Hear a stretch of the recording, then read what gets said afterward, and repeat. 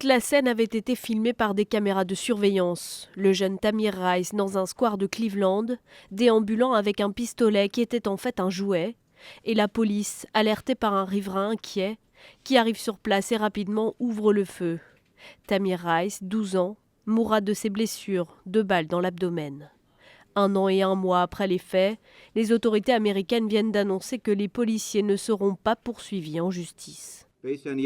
En se fondant sur les éléments de preuve qu'il a consultés et sur le recours à la force létale par la police dans le cadre de la loi, le grand jury a décidé de ne pas retenir de charges pénales contre les policiers.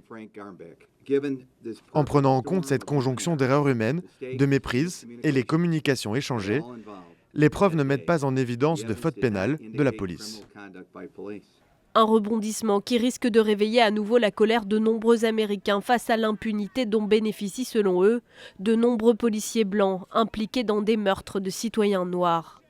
1 mois après la mort de l'adolescent lors d'une manifestation monstre à Washington, sa mère Samaria avait pris la parole pour réclamer justice pour son fils et pour les autres jeunes noirs victimes de bavures de policiers blancs.